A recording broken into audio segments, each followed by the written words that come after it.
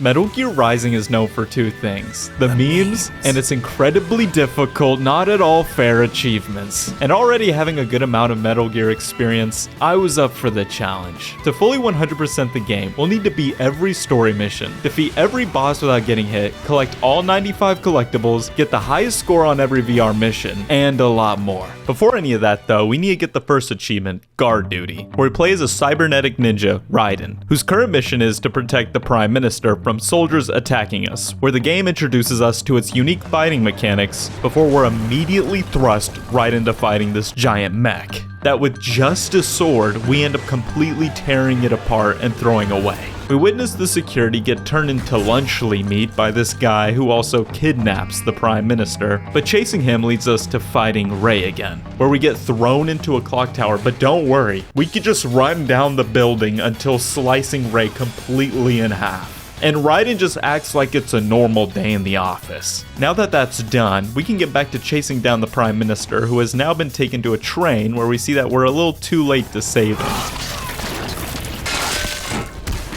Then we have to get our ass kicked by Sam, like literally. There's no way to win this fight. And he also cuts off our eye and arm. But before he can finish the job, we get saved by our good friend Boris, ending the mission and giving us the achievement. Hey.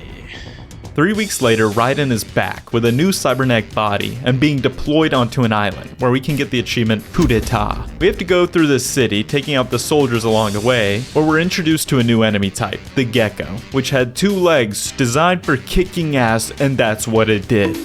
After that, we continue into this building and get attacked by this AI robo-dog, which is kind of like our first real boss fight. After a few combos and having to use a heal once, I was able to make a fresh batch of hot dogs, if you know what I mean. Then we're chased by helicopters to the next part of the map with this locked gate, which introduces a collectible that is tied to the achievement A Big Fan of Lefties, where we have to collect 30 specific soldiers' left arms throughout the game. This lets us through to this abandoned factory area where we can cut our way into this high security building with cameras everywhere, and if we destroy them all, we can get the achievement No Flash Photography. Now we can go fight this level's main boss, Mistral, who we'll eventually have to fight without getting hit, but luckily not this time.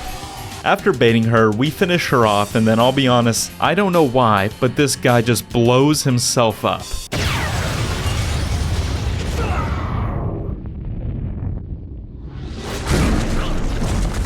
But that's the end of the mission, giving us the achievement. File 01. Status closed. In the story, we find a lead about a top-secret research facility possibly conducting illegal experiments in Mexico, which Raiden, I guess, needed a disguise for, just to get into the sewers. Oh, and we rebuilt and befriended that AI robo-dog. For completing this mission, we get the achievement Research Facility. In the sewer system, we're introduced to 2 new enemies, the Mastiff, which has to be the most annoying enemy in the game, and Raptors, who we needed to beat in order to save George, and has one of the best voice acting performances of all time. Me a Guyanese, from Guyana. Me? What the rest of you do here? You lose the map of Ninja Hideout, Ninja Man?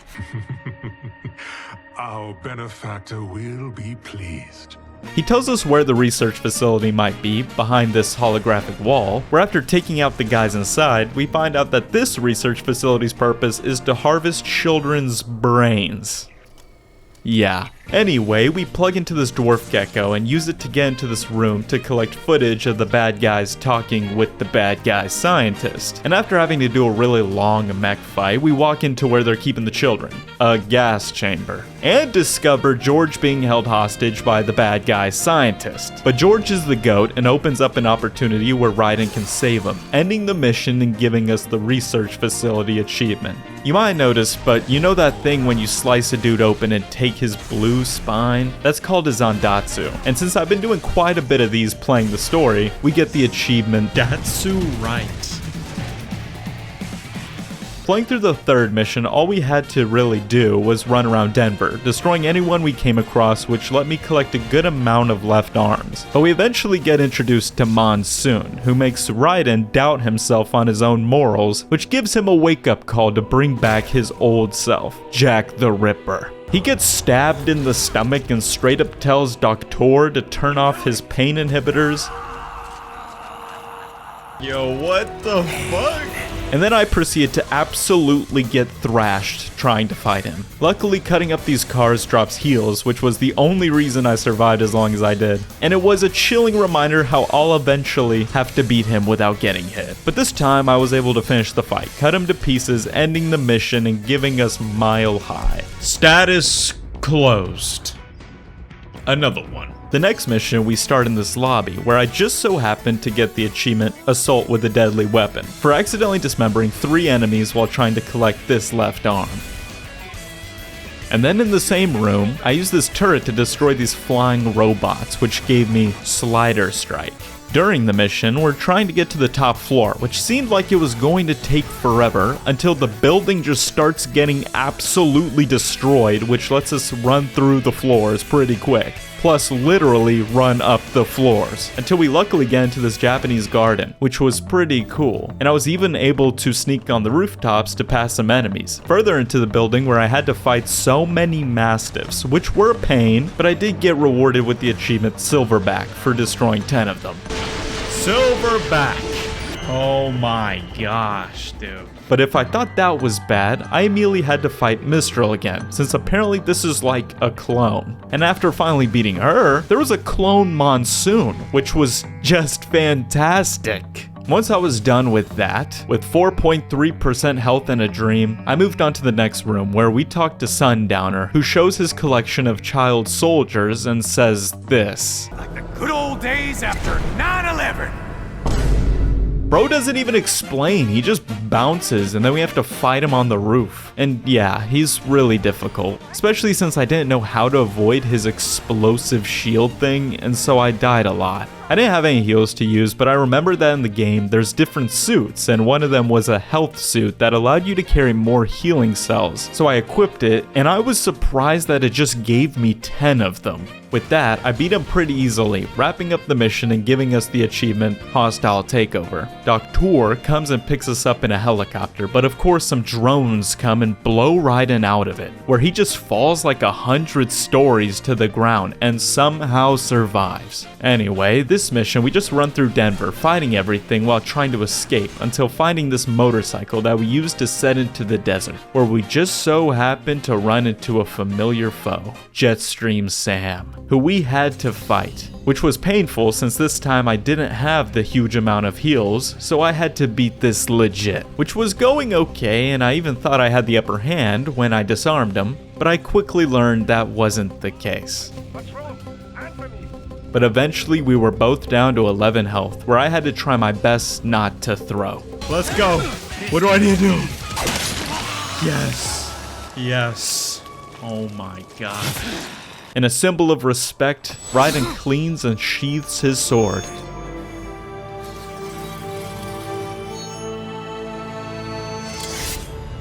Chills every time.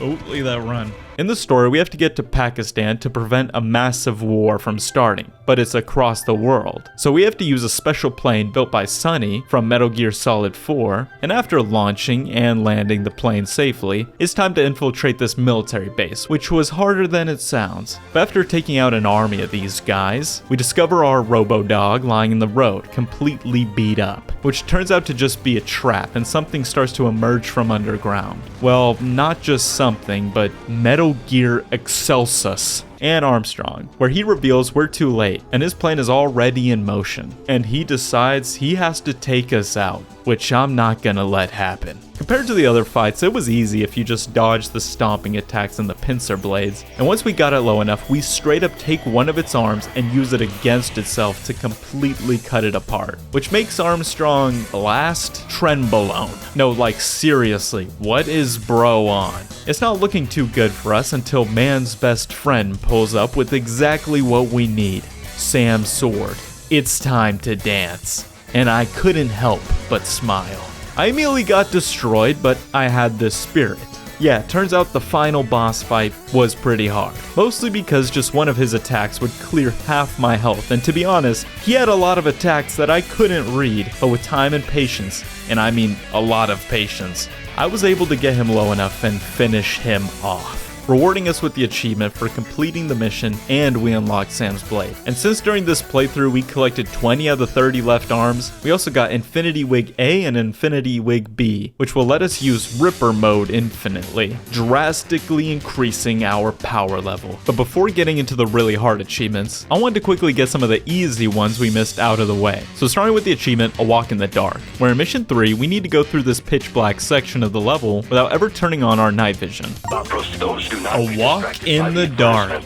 Nice. We get our next achievement, Great Escape, in the 5th mission, Escape from Denver, where we have to beat the whole mission in less than 7 minutes, which I did with time to spare. Gotta get that. Great Escape, complete in less than 7 minutes. For the next achievement, Menace to Society, in the Japanese garden, we have to do strategic parkour to get to the top of the pagoda to cut off the tip. Oh shoot, we found it.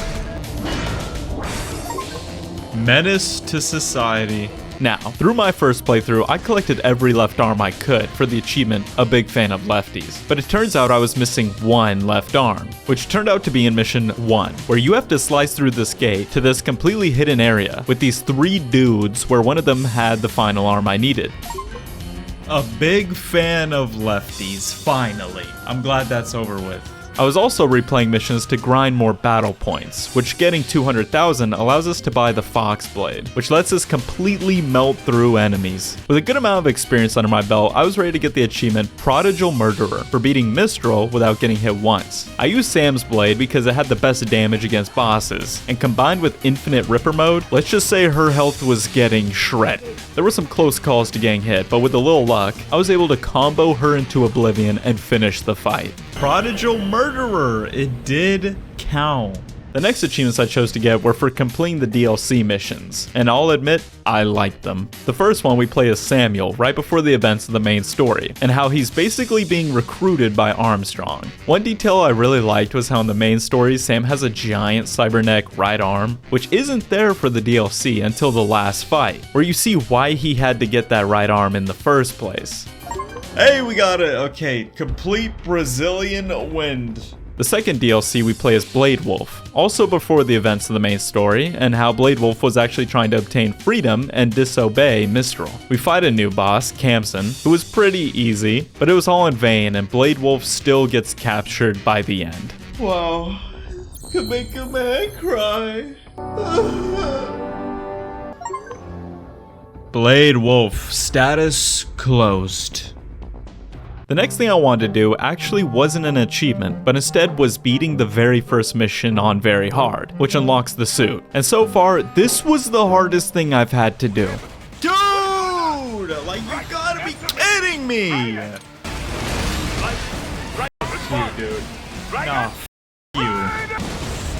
The camera's just f***ing shitting itself, bro. You realize I'm trying to go for the f***ing foot, dude. Once getting the first phase out of the way, the second one wasn't that bad. Wow, that was actually terrible.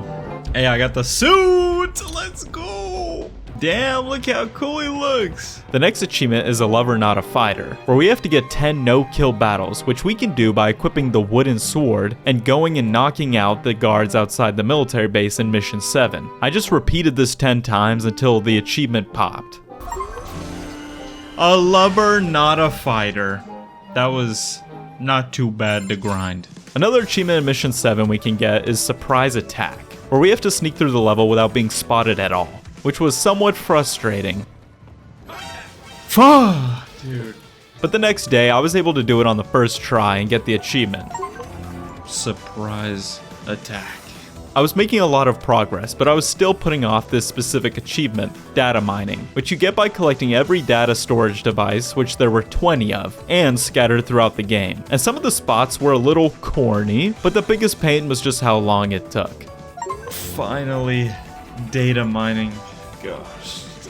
At this point of the challenge, I felt ready to take on the rest of the achievements tied to beating the bosses without getting hit. Starting with Chosen by History, for beating Samuel. I went in with the spamming strategy, which was actually pretty effective at deleting his health. He would be able to get a random hit on me and then I had to restart. But then I had a run that was looking extremely promising, and I somehow had gotten him down really low while being able to dodge every single one of his attacks. Wait, did we just do it? Wait, no, we didn't just do it.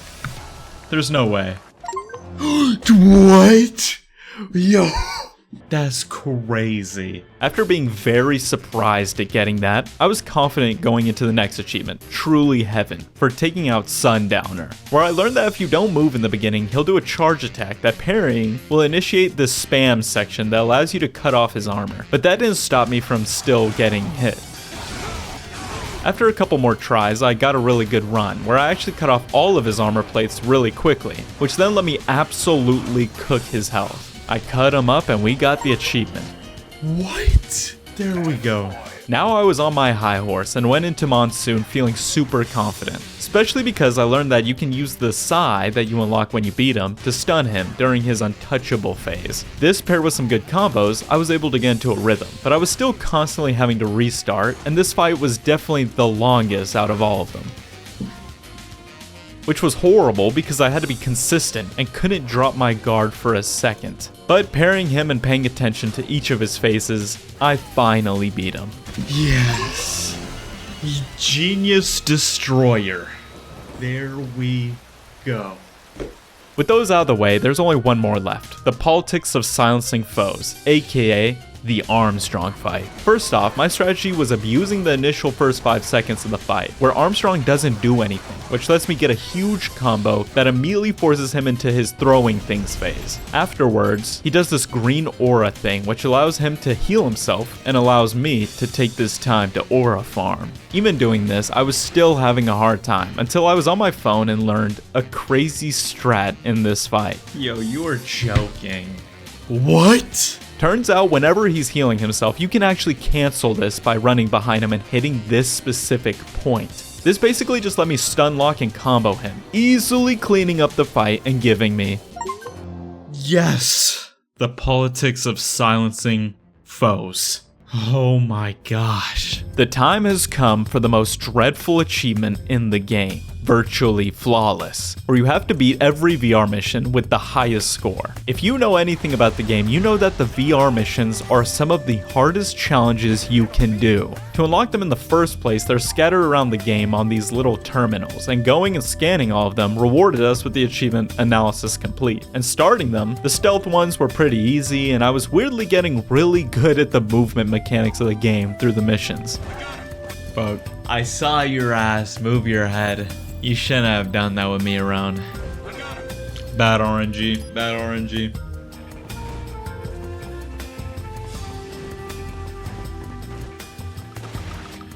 Yeezy! Let's go! But by far the worst were these weird grenade missions, where you had to throw the grenades and just hope they would hit the dwarf geckos, which was frustrating. Fuck, dude. But slow by slow, I was getting the high score in each of these trials. It took me a lot of hours, but I managed to narrow it to the last two, VR missions 17 and 18, which while playing this I learned that 18 is infamous in the Metal Gear Rising community, almost like a sacred rite of passage. It's a 5-wave gauntlet that you have to beat under 10 minutes, and it's on Revengeance difficulty, which pretty much means you get one-shotted by anything. Dude! And it's definitely hard. And looking up other people's strategies, it seemed like the only way to beat it is to master the perfect parry, which took time, but it's exactly what I did. Until the third phase, which was definitely the hardest one. I pretty much had to just get lucky and hope that the dog threw a knife and hit one of the armored guys, which actually worked, but I still ended up dying. That is until the magic run, where I got past the first phase, then the second, and when I got to the third, the dog hit the first armored guy, and by my surprise, the dog hit the second guy too. Now all I had to do was go after the dog, which I was able to spam and get rid of. The next phase I knew was easy because you can use the Psy to stun and then just attack its legs and repeat. Come on!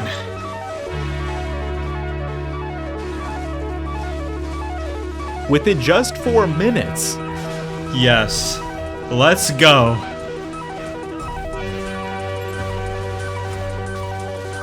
Come on! Come on! meant I beat VR Mission 18. Yes! Bro! No way. Let's go. Let's see. Mission 18. Cut! We're done with it. Let's... Oh my gosh. Dude.